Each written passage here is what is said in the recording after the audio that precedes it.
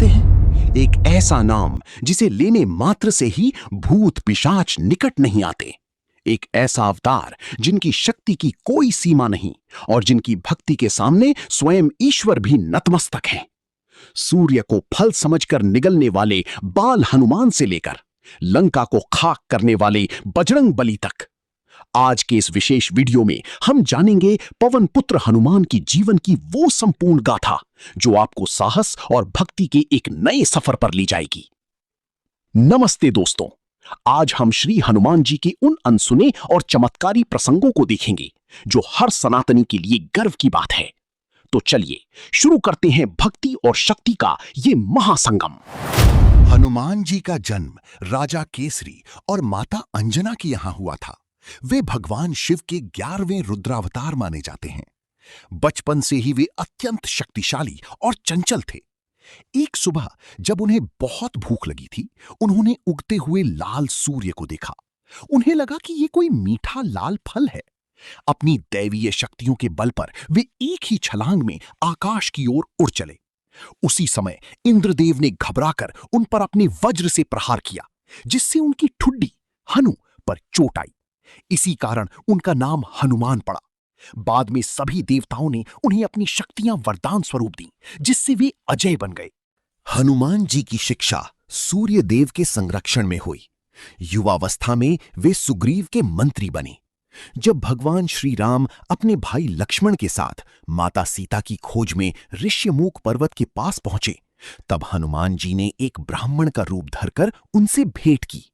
जैसे ही उन्हें पता चला कि ये स्वयं उनके आराध्य प्रभु श्री राम हैं, वे उनके चरणों में गिर पड़े। यहीं से उस महान मित्रता और भक्ति की शुरुआत हुई, जिसने आगे चलकर रावण के अहंकार का अंत किया। जब वानर सेना को पता चला कि माता सीता समुद्र पार लंका में हैं, तब जामवंत जी ने हनुमान जी को उनकी सोई हुई शक्तियों की याद दिलाई। हनुमान जी ने विशाल रूप धारण किया और एक ही छलांग में 100 योजन का समुद्र पार कर लिया। सुरसा और सिंहिका, रास्ते में उन्होंने अपनी बुद्धि से सुरसा जैसी राक्षसी को मात दी और सिंहिका का वध किया। अशोक वाटिका, लंका पहुंचकर उन्होंने माता सीता को प्रभु राम की मुद्रिका अंगूठी दी और उन्हें सांत्वना दी। लंका दहन, जब रावण के पुत्र मेघनाद ने उन्हें बंधक बनाया और रावण ने उनकी पूंछ में आग लगा दी, तो हनुमान जी ने उसी आग से पूरी स्वर्ण लंका को राख कर दिया। ये रावण के विनाश का पहला संकेत था। युद्ध के दौरान जब मेघनाद की शक्ति से लक्ष्मण जी मूर्छित हो गए, तो वैद्य सुषेण ने बताया कि हिमालय से संजीवनी बूटी ही उनके प्राण बचा सकती है। हनुमान जी पलक झपकते ही हिमालय पहुंच गए। जब वे औषधि की पहचान नहीं कर पाए, तो उन्होंने अपनी भक्ति और बल के कारण पूरा द्रोणागिरी पर्वत ही उठा लिया और युद्ध क्षेत्र में ले आए। इस साहसपूर्ण कार्य से लक्ष्मण जी के प्राण बचे। युद्ध के अंत में जब रावण हारने लगा, तो उसने पाताल लोक के राजा अहि रावण की सहायता ली। अहि रावण ने राम और लक्ष्मण को सम्मोहित कर पाताल लोक में बंदी बना लिया।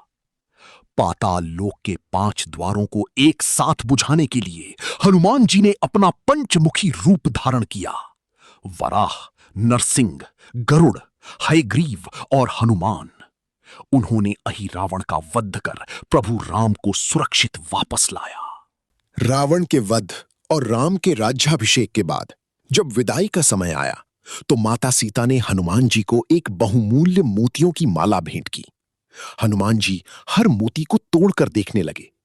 पूछने पर उन्होंने कहा, जिस वस्तु में मेरे राम का नाम ना हो, वो मेरे लिए व्यर्थ है। जब सभा में लोगों ने संदेह किया, तो हनुमान जी ने अपनी छाती चीर कर दिखाई, जहां हृदय में भगवान श्री राम और माता सीता की छवि विराजमान थी। प्रभु राम ने उन्हें गले लगाया और अजर अमर होने का वरदान दिया। ये कथा आपको अच्छी लगी तो ऐसे ही कथा के लिए हमारे साथ जुड़ें। सब अच्छे रहें, स्वस्थ रहें। जय श्री राम।